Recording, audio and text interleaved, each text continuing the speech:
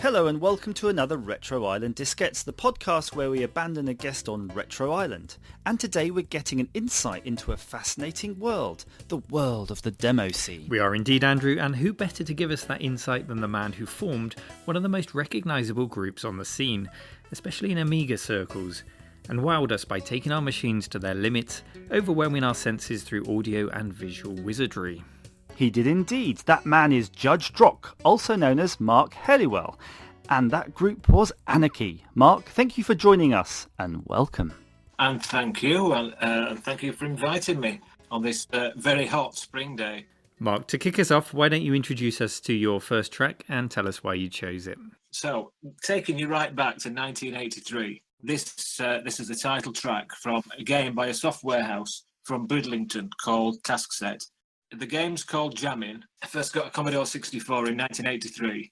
I'd heard that the Commodore 64 had got a synthesizer. I'd bought a few games before Jammin'. Never heard anything in the way of a soundtrack. And then I got this game from a school friend back in kind of very early 1984 or late 1983. Put this game in, then this tune kicked in.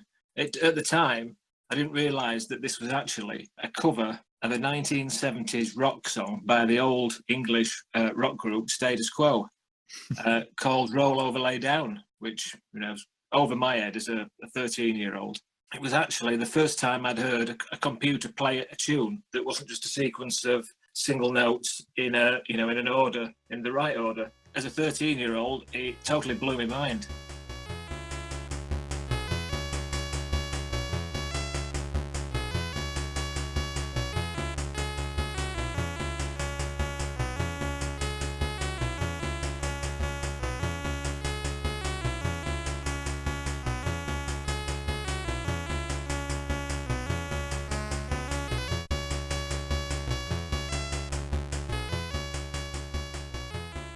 This is a musical game in which you play Rodney the Rastafarian. The goal is to collect the instruments and bring them back to the centre of the screen, and in doing so, the layers of music build up until all the parts come together to form a tune. Were you drawn to the more left-field titles like this in your early computing days?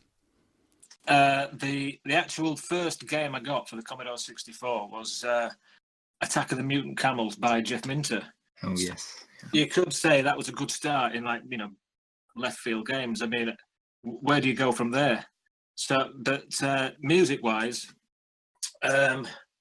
this game was a million miles away from Jeff Minter's game. Jeff Minter's game didn't have any music. Previous to this, the last gaming machine I had was a Philips G7000, which was as basic as you could imagine. So you had the Philips before the Commodore 64. Was there anything in between those machines that you had? Yeah, well, an Atari for a little while, but I pretty much went from a basic black and white Pong console to the Philips G7000, which was an Atari wannabe at the time. I had an Atari for a little while, which was borrowed, never actually owned. And then coming up to late 1983 was the difficult decision between a VIC-20 and a Commodore 64. And kind of the black and white generation before that, in computer-wise, the ZX80 and ZX81. Whilst friends of mine would, talk about them at school, all day long, they just never really piqued my interest until kind of colour computers that could emulate arcade games and machines came along. So when you had your Commodore 64, were you primarily interested in playing games, or were you starting to try to figure out what went on underneath the hood? When it first came out, I didn't actually have a tape recorder to actually load any games. So the first things I did was, trying to learn basic and things like that, doing little programs, copying programs, altering other people's programs from magazines, trying to figure out how they worked. But coding was never really my thing. I enjoyed games and I was really into what a machine could do, but, without having the technical capability myself to do anything more advanced than simple basic at that time. So would the Commodore 64 have been the first system on which you saw a demo or something resembling a demo? And can you remember what that was? Probably, right. I got a 64 Christmas 1983, and I was just a normal school kid back then. Normal school kid who lived in 1983, probably £2 a week. You could afford like one game a month. Everybody at school copied, the old playground piracy scene. The Commodore 64, was the system when I saw my first demo, but not until a good few years after getting the system, and spending at least 3 to 4 years just enjoying games and learning BASIC on the machine. Around about 1986, I'd left school, started at college, met a guy at college who lived not far from me, became good friends with him. I used to visit him like most evenings. We used to swap games and things. And it was through him that I met another guy who lived really local to him. Now, this guy was a little bit older than us. I mean, we were like 16, 17 at the time. This guy was like 40. Now, at the time, I thought by 20, everyone had grown out of games. I mean, we all started playing games at 7, 8, 9, 10 years old. For my age, I mean, I'm 49 now. And the arcade machines and coin ops and things didn't really appear till I was like 8, 9, 10. Seeing someone who was like 40 and still had the same enthusiasm for games that I did at that age, it just seemed really strange. I'd never actually met a 40-year-old that was into games. It was like people my age, and then that was it. There was just a chasm of nothing. Anyway, I got introduced to this guy who was known by his handle at the time as Busby, after the little bird that used to advertise British Telecom at the time. And he was basically, to me, a big-time pirate, but probably in real life quite a small-time pirate. But he's one of these guys that didn't work, sat at home all day, copied games. People used to come to his house, he'd give them games, they'd go. They'd bring him games, he used to copy them for somebody else, and so on and so forth. And I got to know him through this friend at college. He seemed to have different games to everybody else. I mean, we were all kind of reading Zap magazine at the time. If you'd got enough money at the end of the month, you'd buy whatever that gold medal was or the Sizzler that month and copy it for your friends. And then you'd go to his house and he's got games you'd never heard of. They've not been in Zap magazine. You'd not seen him in the shops, which turned out to be American import games. And some of those were cracks. And one of these games, I think I remember, in fact, it was probably the very first cracked game I ever saw, was a game called Chili Willy, which was... It's not what you think. A kind of Pengo clone, shoving around the ice cubes and things. But on the title screen, just underneath the name Chili Willy, it was the word F ***, copyright, cracked by Bad Bob. And I'm like, who's Bad Bob? And, cracked or broken by. I thought, this, what does this mean? And then I got a couple more games off this guy. And there wasn't just a simple message underneath the name of the game. There'd be a separate intro. Very, very simple. Just a little bit of text, little message scrolling along the bottom. Hey, lamers, this game was broken by blah, blah, blah. Hey to my, the guys, a load of random handles. Press space to start the game. And that was probably the first time I ever saw anything that resembled a demo. And that's where... from there, people attaching little crack intros like that, little messages at the front of games, which is where the cracking and demo scene seemed to, start from. So before we get into the demo scene in full, could you please introduce your next track? Yep, that is not a problem. My next track is Forbidden Forest from Warehouse Cosmi on the Commodore 64, and the game and the tune by a guy called Paul Norman.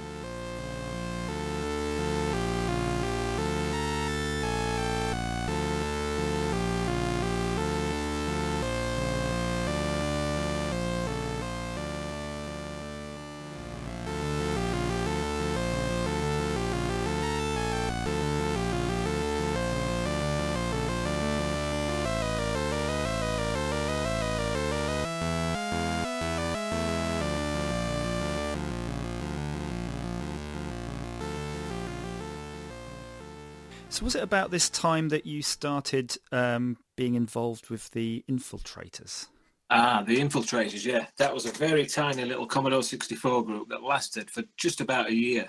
After I met this guy, this local guy, Busby, it was getting to a point where I didn't want to just be someone else going to his house, collecting pirated games, coming home, buying the odd original, taking them for him to copy, the games that I was getting from him, and I was seeing crack intros and things like that, I was beginning to become interested in the scene behind those. I wanted to know more about who was actually creating these cracks and games and things like that.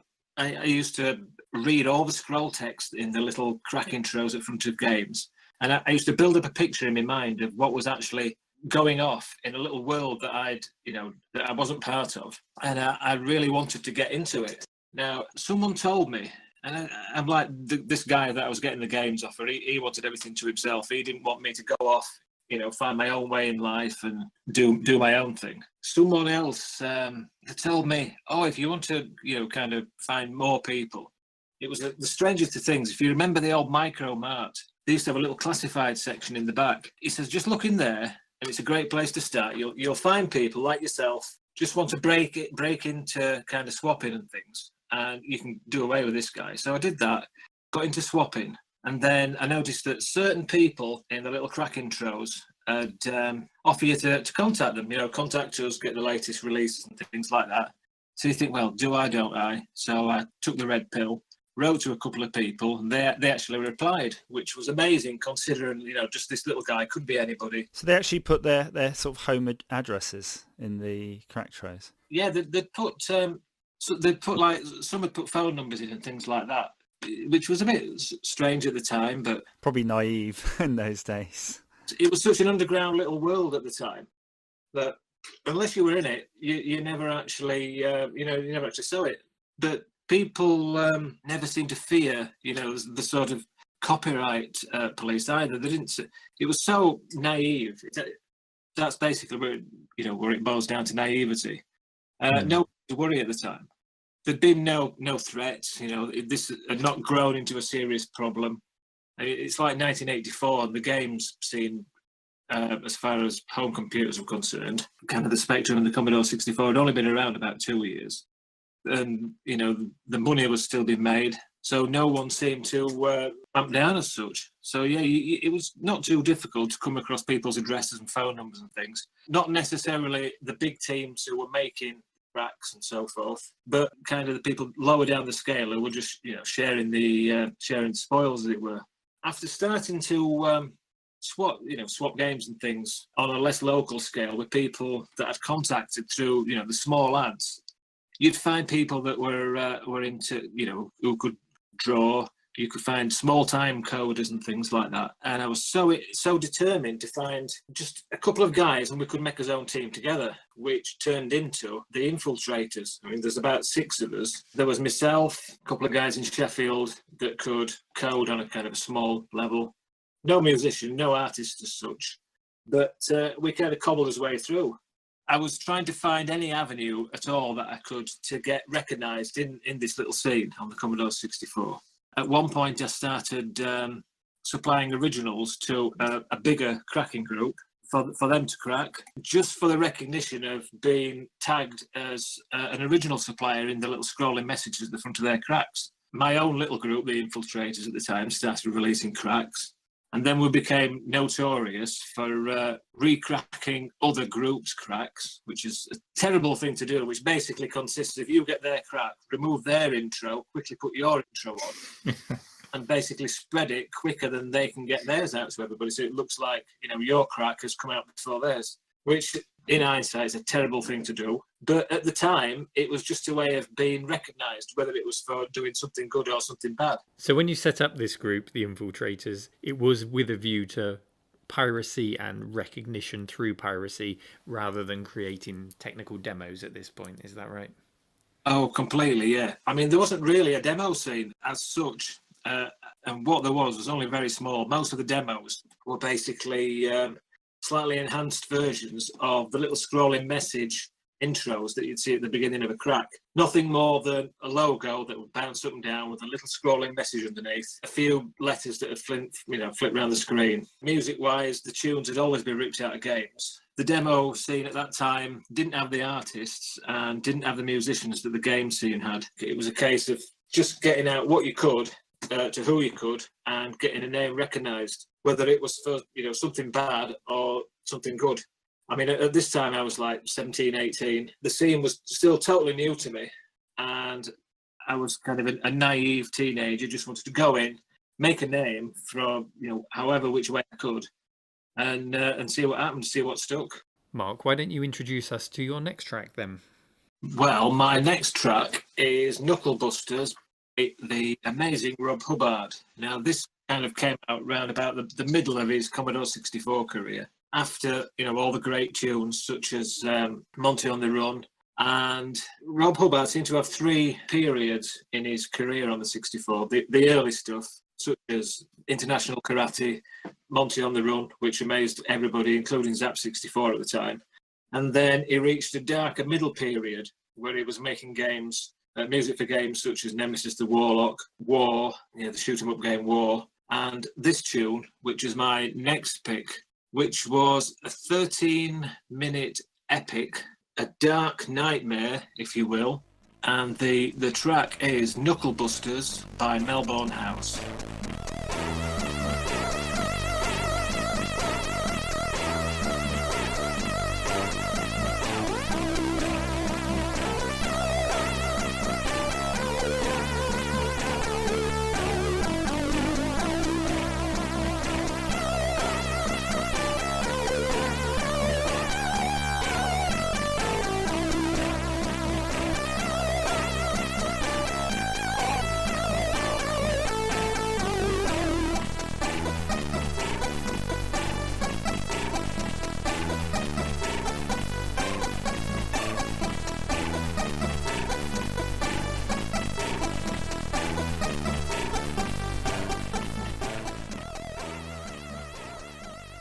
Are you aware if Rob ever dabbled in the demo scene, or was he purely a commercial composer? Rob dabbling in the demo scene? Well, not as such.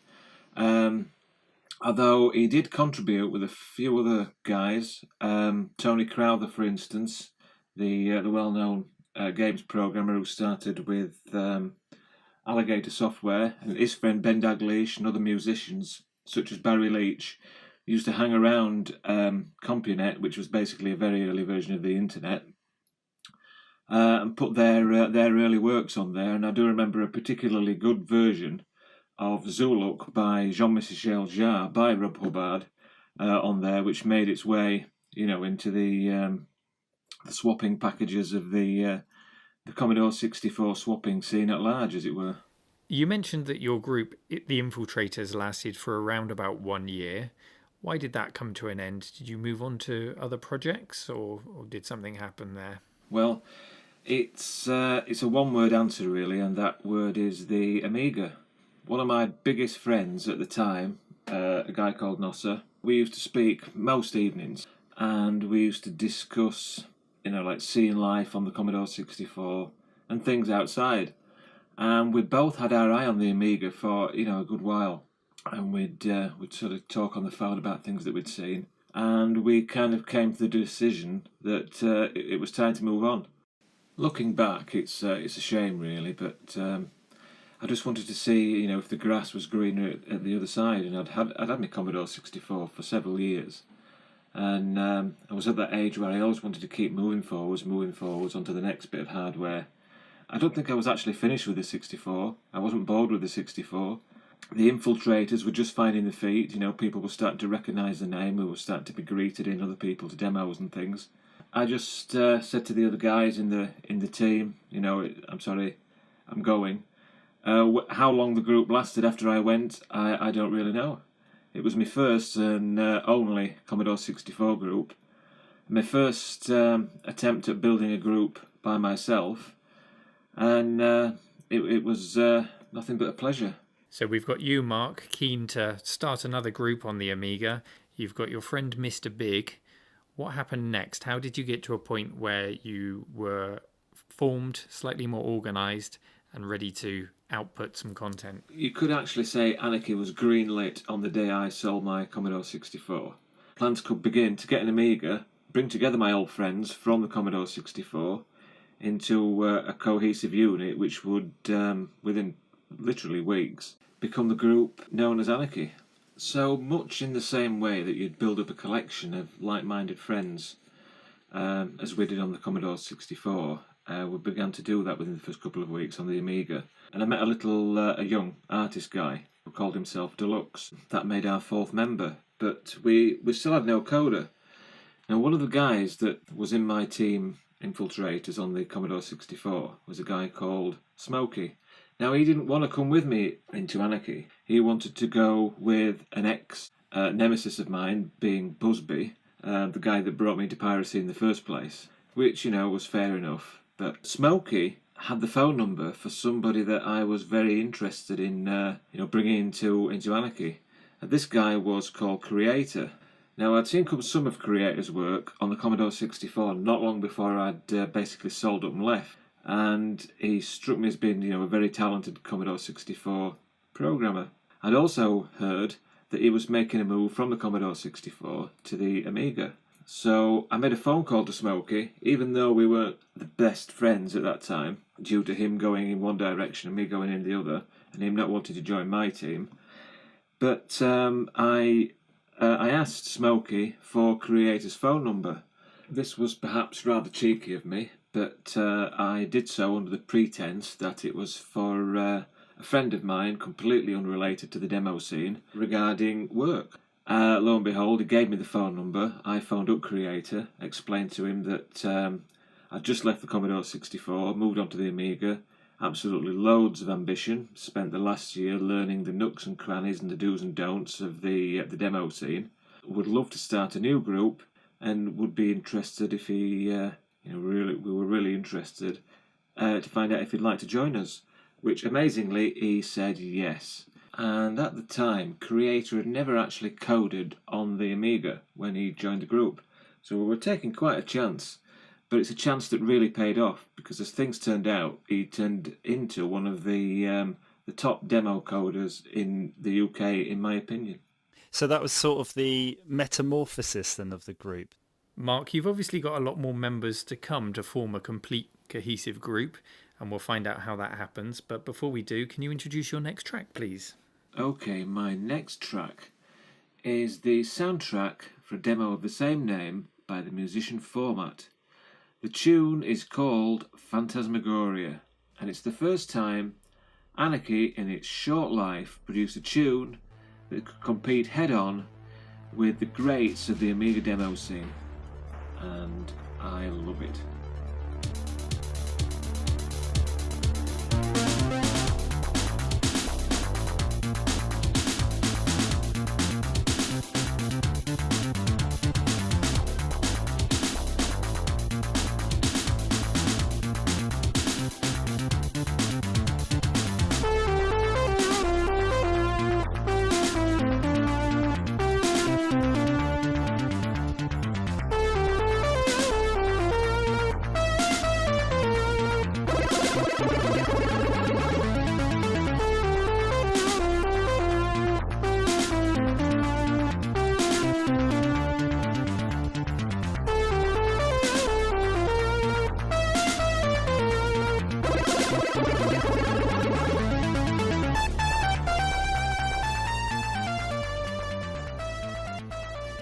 We now move from the Commodore 64 into the Amiga era, and Format is a name synonymous with some huge tunes. It won't be the last time he appears in today's episode.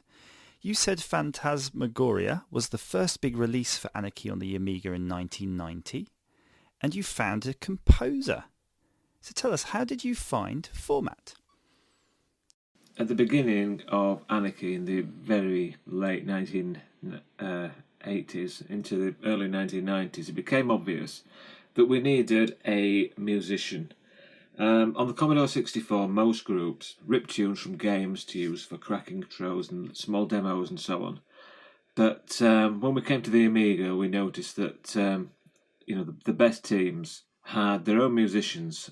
Guys such as Romeo Knight. These guys are amazing. These guys could create tunes like you'd never heard before, almost a new genre of music. And we didn't have a musician at all in Anarchy.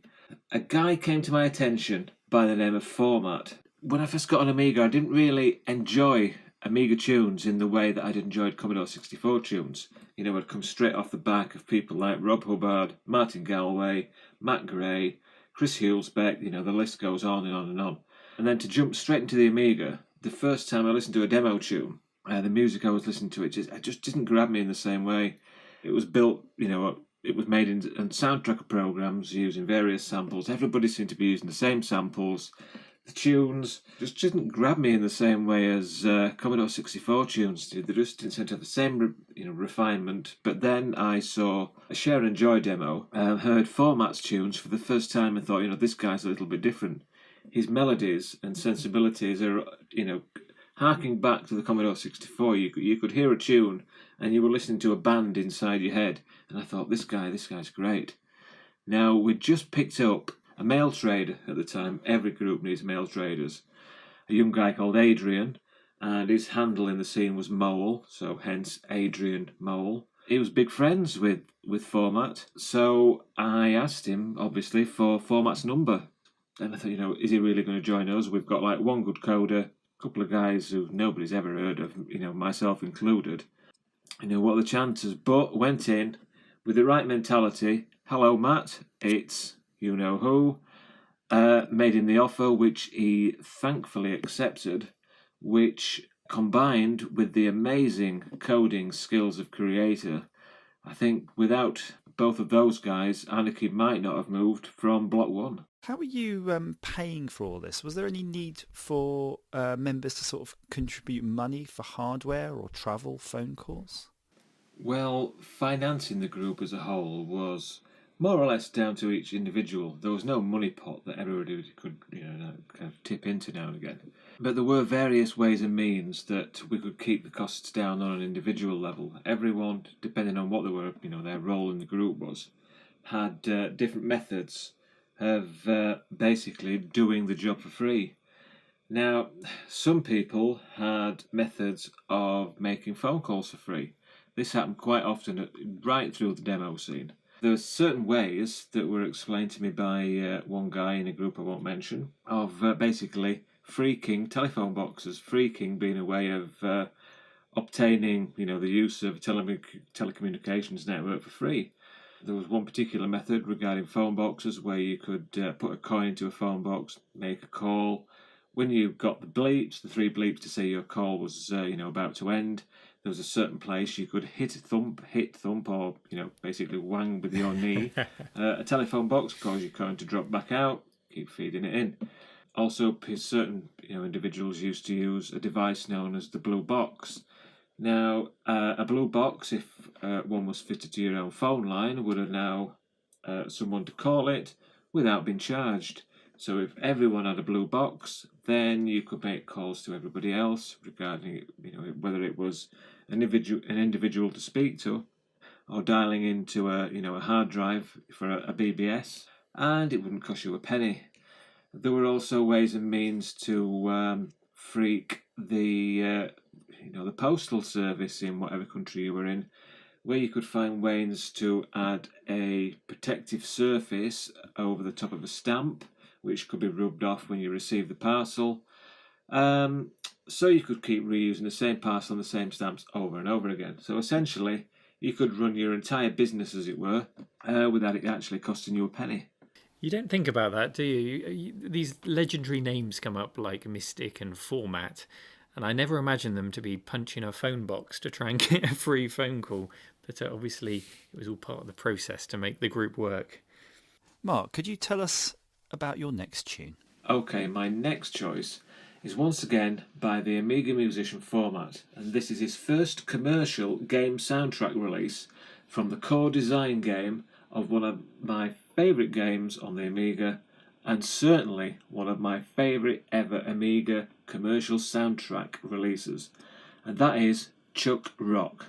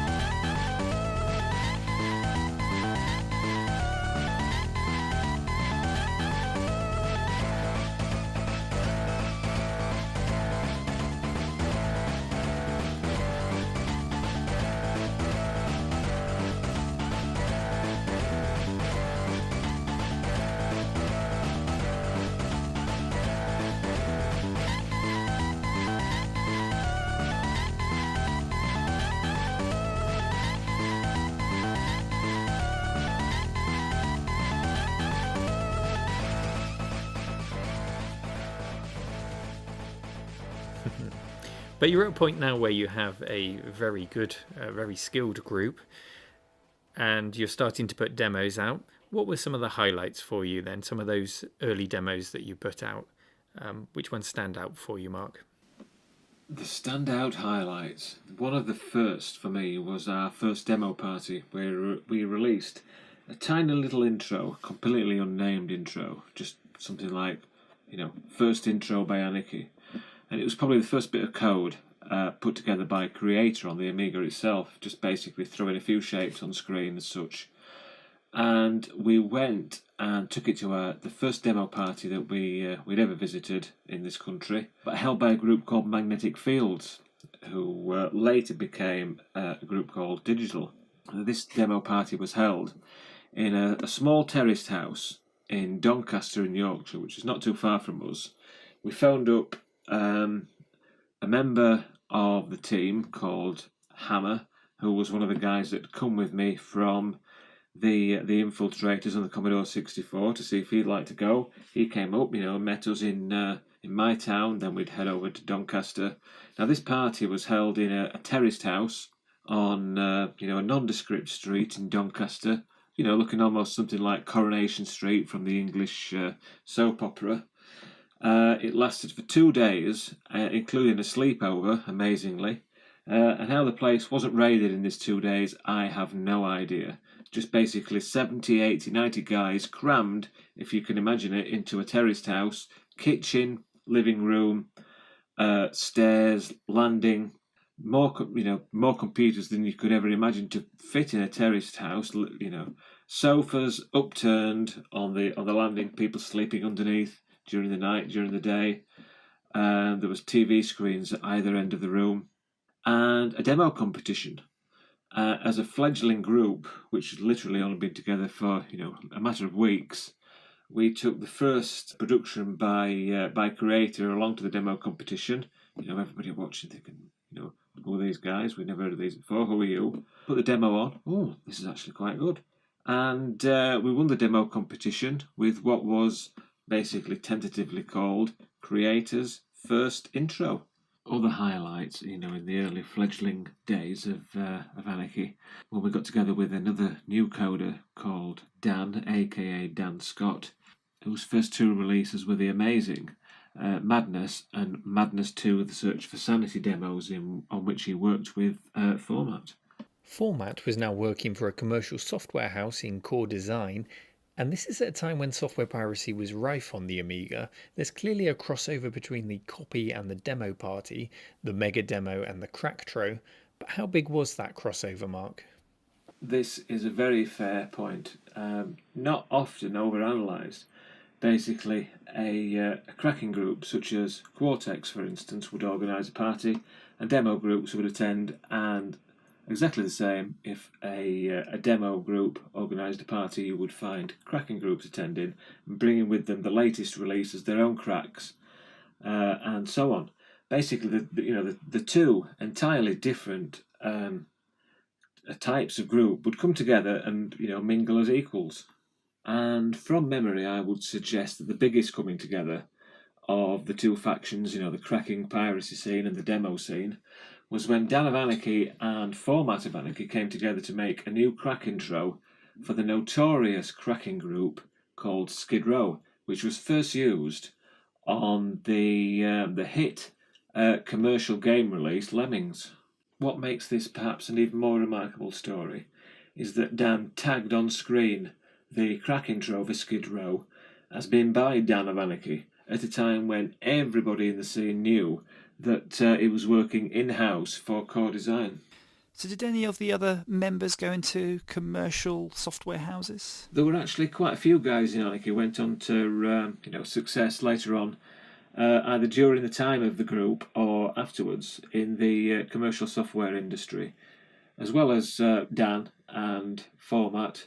Another Anarchy musician called Nuke was also working full-time in-house for core design, and around this time, Creator, the original Anarchy coder, was making a conversion for Codemasters of their Commodore 64 hit called Tilt, but he later went on to work post-Anarchy for the studio Reflections, and the publisher Psygnosis, and was the lead coder along with his brother Raistlin of Anarchy on the game Destruction Derby and its sequel Destruction Derby 2. Also, a couple of years after the demise of Anarchy, one of our demo coders, a guy called Krista Womble, went on to success with the development studio Argonaut, and was one of the team working on the Super FX chip and the game Star Fox for the Super Nintendo. Yes, Argonaut. I was a big fan of Birds of Prey on the Amiga. That was another Argonaut production, and clearly very impressive 3D programming skills from those guys. Let's talk about rivalries. Who were the rivals of Anarchy, and were they good-natured rivalries, or was there blood on the streets of Yorkshire? Yeah, it's a funny thing regarding rivalry on the Amiga demo scene. Essentially, we were all friends. We were all, heading towards a common goal. On the other hand, there was some tremendous rivalry with other groups. Everyone was out to prove who was best at what they were doing, whether it was graphics, music, and so on. And winning competitions and becoming the most popular group across the entire demo scene was, the ultimate goal. Whilst we always held in such high regard, the groups from our early history in the demo scene, such as Red Sector and Scoopex, one of our most local rivals, at least in the UK, was a group called Digital, who were formed from the ashes of an earlier Amiga demo team called Magnetic Fields. Digital were quite well known for having, quite a number of demo-stroke copy parties in England, not too far from me. One incident springs straight to mind regarding Digital. A couple of months before the second Anarchy demo party, when we were planning the demo releases of our own for that party, being the organiser of the group, the coders would send you code and things, various routines from upcoming demos to have a look at. Maybe throw a few ideas in. Gave a couple of these to Mr. Big for him to have a look at. And a few days before the party of ours in 1992, a couple of guys from Digital just happened to visit Mr. Big. Hello, how's things? What are you up to? What have you got coming out at the party? But for some reason, Mr. Big decided to show Digital's organiser, number 5, and his coder some of the the main routines from the forthcoming demo that we were bringing out. So obviously, their coder went home and copied exactly what we had done, but cheated, made a few things look a little bit bigger, a little bit better, which just turned into perhaps the first instance of demo scene espionage, and also went on for me to label the leader of Digital, number 5, and give him a new handle for the scene, number 2. The early 90s are often remembered as the heyday of the demo party, and I believe Anarchy organised a few such parties. What were your memories of these? Oh, demo parties. Now, demo parties were probably the first and last major highlight in my entire demo scene life. The first being the Magnetic Fields party in Doncaster, the very beginning of 1990.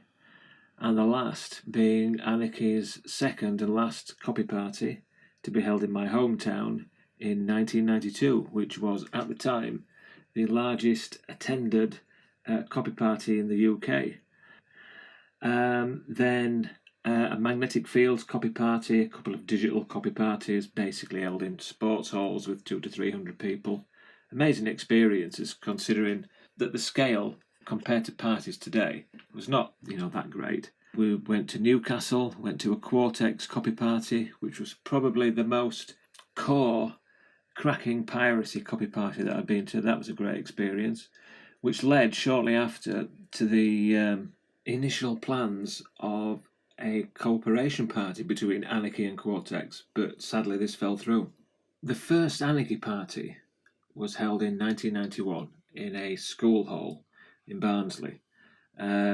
The hall was picked by Mr. Big. Unfortunately, he neglected to do much research into the actual hall itself, and on the day of the party we found out certain shortcomings in the building that he had chosen. Basically, this led to a succession of power cuts every time someone turned off their Amiga and back on again, which you can imagine when you have 20, 30 people working on competition entries for music and graphics and demos. When they lost their work every 20 to 30 minutes, did not lead to a perfect atmosphere. Thankfully, this event seems to have been completely wiped off the face of Amiga scene history. Thankfully, nobody has remembered it since. Thankfully, I took over the reins for the second event and scouted and chose a venue, again in Barnsley, which was a large hall. And amazingly, we sold out the venue within the first couple of weeks of promotion and had to hire an adjoining school plus classrooms. And this party, known provisionally as Party 1992, became the largest visited Amiga demo stroke copy party in the UK at that time. Okay, Mark, would you like to introduce your next track before we go deeper into Anarchy? My next musical choice is a track called Space Train.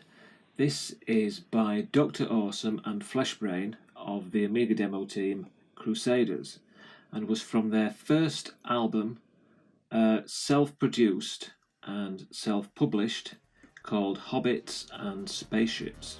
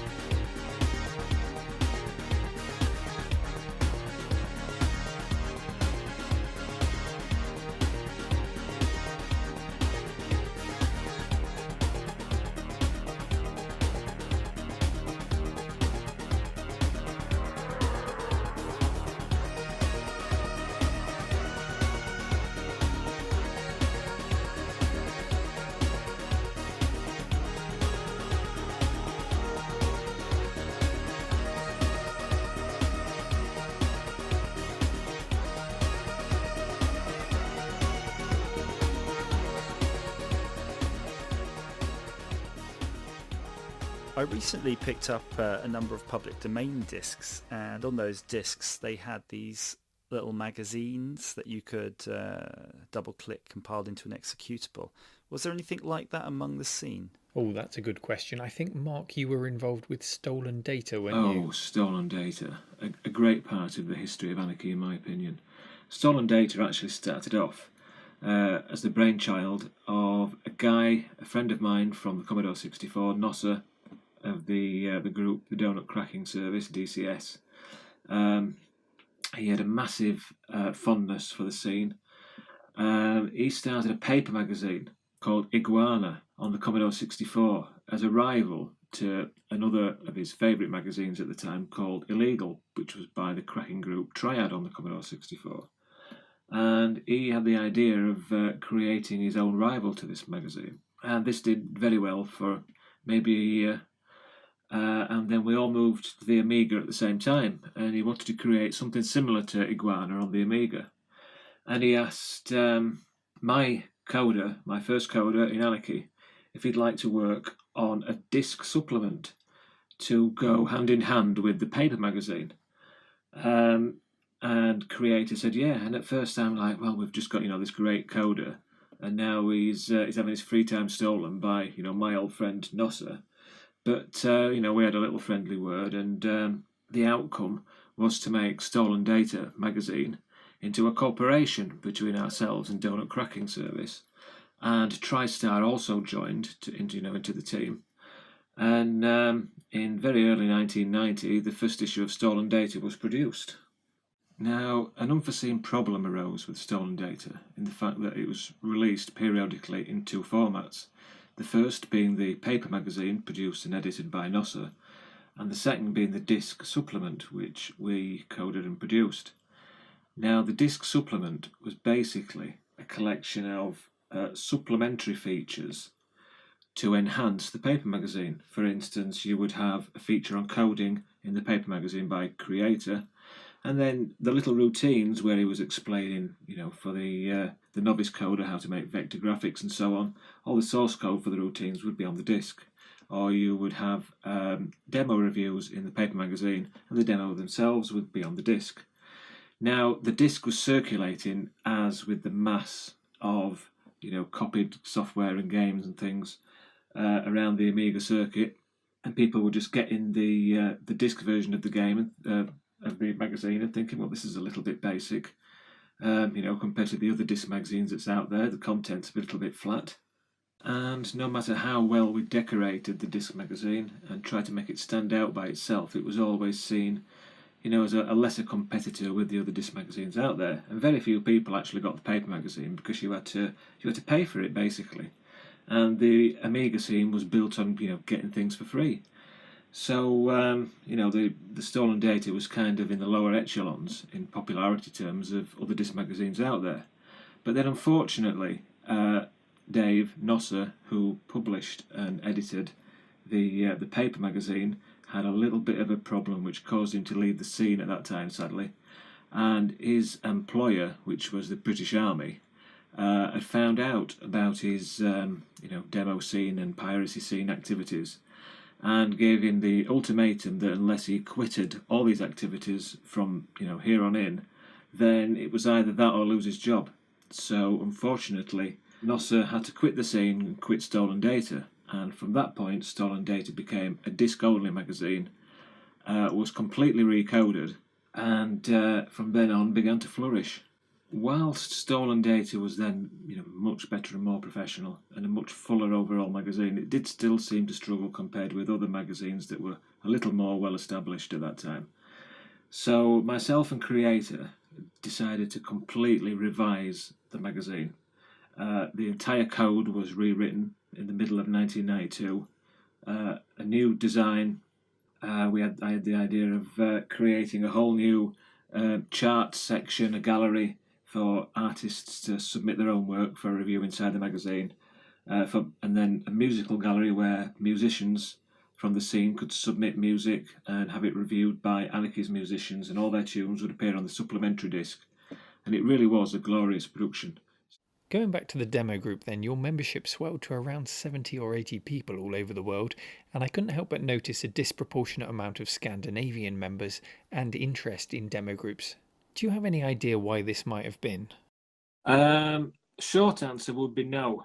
There was, in fact, a lot of people interested in the demo scene in the UK. I think I can honestly say that there wasn't a coder in the demo scene in England that had not recruited into the group.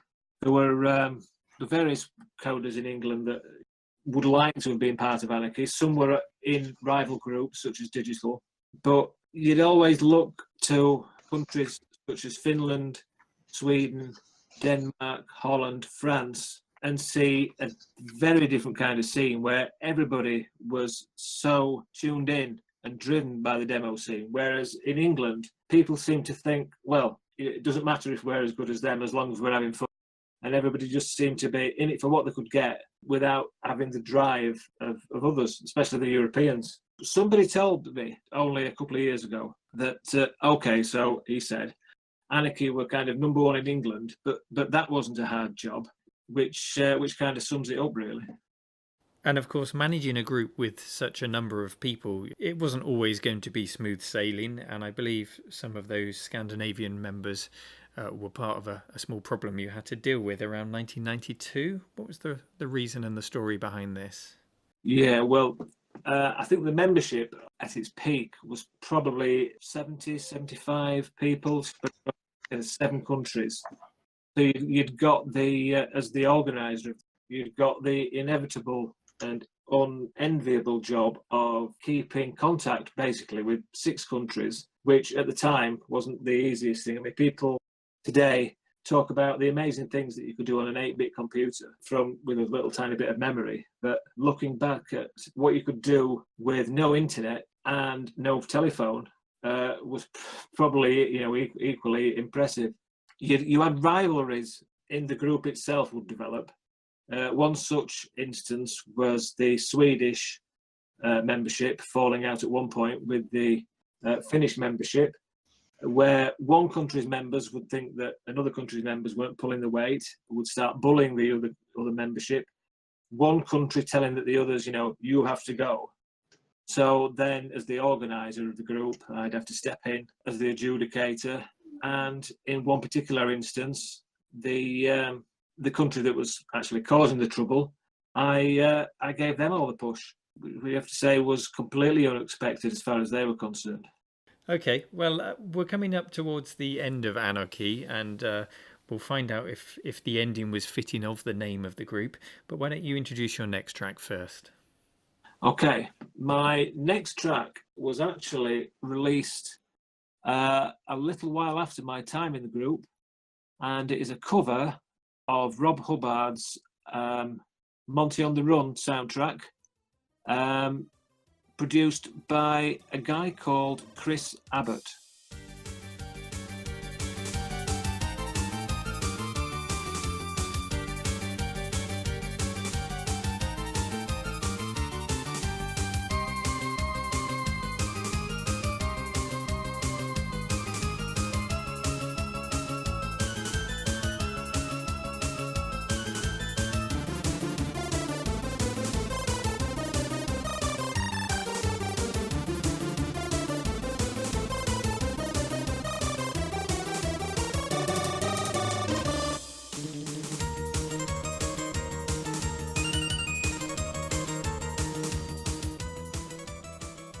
All good things must come to an end, and Anarchy was wrapped up in 1993. Did it fizzle out on its own accord, or did something prompt its end? It certainly didn't fizzle out of its own accord. The end of Anarchy actually came as quite a big surprise to me at the time, which was round about actually this time of the year, spring in 1993, when two things happened within a short space of time, which led to the group's pretty sudden demise. The first instance was actually losing a home phone and a decision to stop various methods at the time of, shall we say, free communication between members in the group, which kind of put pressure between myself and other people in the group when it came to communication and things. So maybe little bits of communication broke down within little pockets of the group. And I kind of bedded myself into the ground and stuck my head into the world of stolen data, trying to make this magazine a success, as well as keeping kind of 6 country memberships of Anarchy together on the sidelines with great difficulty, as my local friend in the group, Mr. Big, had left the previous year. And one of my best friends in the group was the guy I spoke about earlier called Mole, Adrian. And I've been having difficulty contacting him for a couple of days, then into a couple of weeks. And he'd always been one of my go-to people to speak to in the group, to find out what was happening in the scene, any news, anything he knew, who'd been talking to, anything he knew he'd seen. And he's just a great person to talk to. I spoke to him nearly every other day. For 5 years, he was one of the earliest people in the group, one of the best friends in the team. One day, I phoned him up. Couldn't get in touch with him, so I phoned up one of his friends, and he says, "Oh, he's sold his Amiga." And I says, "Sold his Amiga? What do you mean?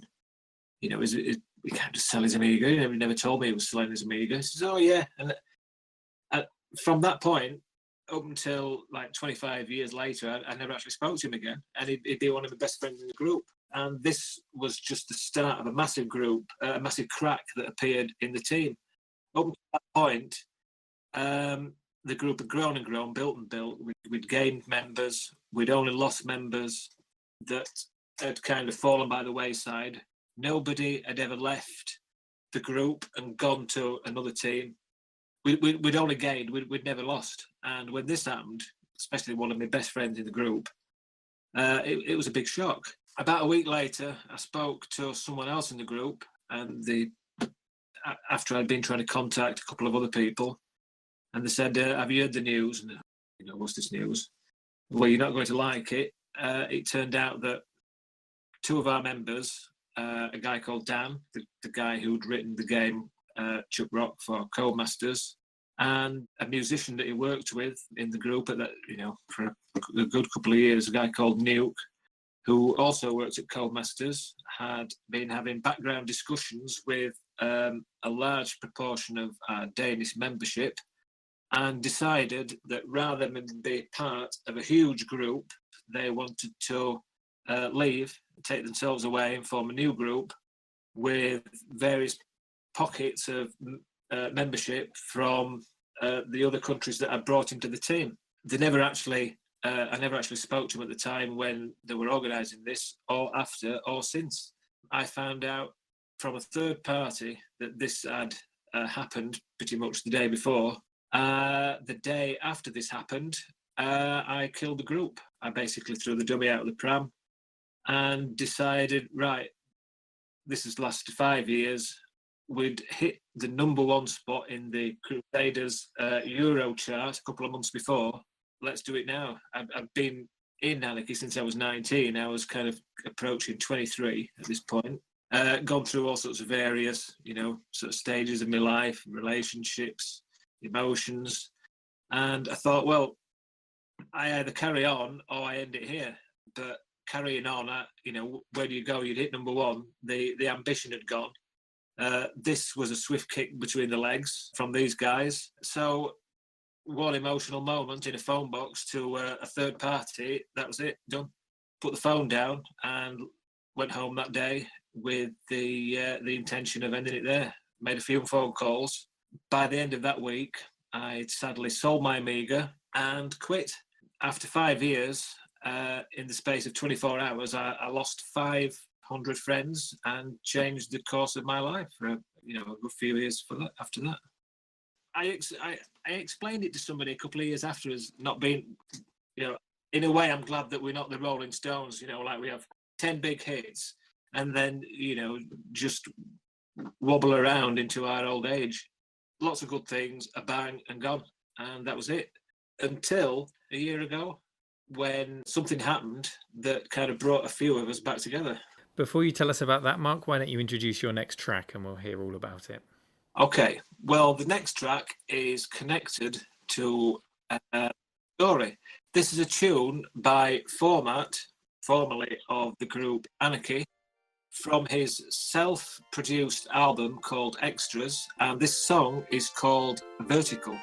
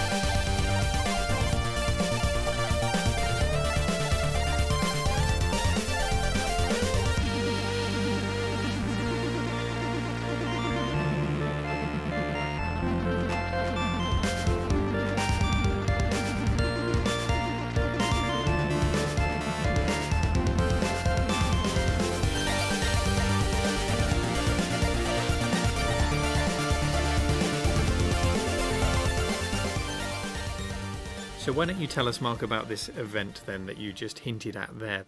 It was the event itself was an invitation to write a feature for a book called The Commodore Amiga in Pixels for... So Wilkins and Keane, isn't it? That's the one, yeah. Basically, he'd asked two guys in two of the most well-known Amiga groups to write about their exploits. And I wrote about my exploits from the point of view of my time spent in the demo group Anarchy. While this feature was being written, I was speaking to an old friend from the heyday of the Amiga demo scene, a guy called Andrew Wilk, alternatively known as ArtState Digital in his current guise. And we had an idea of making a small promotional video style of an Amiga demo to release at the same time that the book was being released. This took place over about 6 months and was released when the book was published. We brought in an artist to make artwork for the production, and Format made the amazing soundtrack, a tune called Vertical, which has flavours of the original demo scene and then comes right up to date through the progress of the this video feature, and closes the curtain and says a final goodbye for the group which vanished so suddenly back in 1993. And did any of the old demo sceners from previous members of your group or perhaps other groups contact you? Quite a few, actually. I spoke to, for the first time in 25 years, one of the early Anarchy members and one of the first to leave, the guy called Mole that I was speaking about earlier. One of the strangest things was the Kickstarter that ran for the Amiga in Pixels book. Various people in Anarchy that I'd not spoken since, for over 25 years, popped up in the comment section of the Kickstarter saying, I was in Anarchy. I used to run the BBS in Germany called blah, blah, blah. And Anarchy, I used to be in blah, my handle was Teased. Does anybody remember me? I found that amazing. I mean, I'd not spoken to them for, 25 years plus. From just to pop up just like that, I thought that was great. If Anarchy hadn't ended in 1993, do you think it would have continued making Amiga demos? Or would you have moved into the PC demo scene? Strangely, I thought that when I sold and left the Amiga scene, sold my Amiga, I thought that was the end of Anarchy, but it turned out that a small pocket of members did actually move to the Amiga and release a couple of demos and intros and things under the Anarchy name. And I didn't actually find out about this until the late 1990s, early 2000s, when I got a PC, did a few Google searches on my old team group's name, and till that point, I was completely unaware. I think, if anything, Anarchy might have turned into maybe a software development team, in the same way that DICE did, who were behind games such as Pinball Fantasies on the Amiga. There was a pocket of very talented coders, artists and musicians, which are the founding rocks for a successful software company. The only problem was that they already had jobs in the industry. Whether they could have been pulled together, kept as a unit and gone forwards into something like that will never be known. As things worked out, I'm quite happy with the ending. Do you think there's still a place for demo coders? Because, the way the hardware, the latest generation PC, Xboxes and things, they're all so similar and they all use the same graphics chips and they're almost unlimited, performance. Do you think there's still a bit of magic there that can be exploited? I don't think the demo scene's dead. In fact, it's probably bigger than it's ever been. The thing is that the demo scene seems, to me, from my perspective, quite separate now from the games industry, where back in the 80s and 90s, where people have moved along from 64 to Amiga, demo scene, and then work towards jobs in the industry. A lot of people in the industry these days tend to go from a game design college, which is fantastic. But the demo scene itself, I think it's still got a great part in the culture. But I think the surroundings around the demo scene, in some ways, the internet helps them immensely. I mean, if we'd have had the internet back in 1990, it would have made things a hell of a lot easier, but would have probably also made my job redundant. People would have just talked to each other and ignored me. I probably wouldn't have been needed. The modern demo scene covers all periods. Modern demos.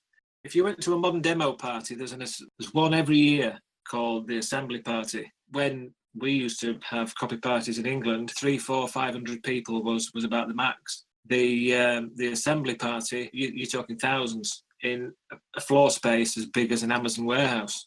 It really is that big. The scene around it is very different to the scene around when we were active in the 90s. Everything seems to gear towards making a production for a party, and that's it. Everyone will talk to each other on the internet and meet each other at a party. Whereas in the 90s, everybody interacted together a lot more. And you recently bought an Amiga 600, Mark. Is that to revisit the scene at all, or do you have other intentions for that machine? Purely to revisit my original 5 years during my ownership of an Amiga from 89 to 93, and actually been able to sit down now, 25 years later from like my demo group ending, go back to day one and enjoy it to the last day without the stress, trials and tribulations and everything else that went with the organisation of a group spread across 7 countries. It's going to be like reliving 5 years again without the stress and purely for pleasure. Mark, you now have 2 important decisions to make before we leave you on Retro Island. You can pick only one of the 8 tracks you've shared with us today to keep you company. Which will it be? I think it will be a tune that encompasses the past and the present, and maybe a possible future. I think that will be vertical by format. And you can also pick one game or application to enjoy on Retro Island, the only condition being that it has no internet connectivity. What would you take with you, Mark? I'd take Deluxe Paint on the Amiga. Probably the only program where I came close to actual creativity myself, besides creating what I think is the best demo team that England ever produced.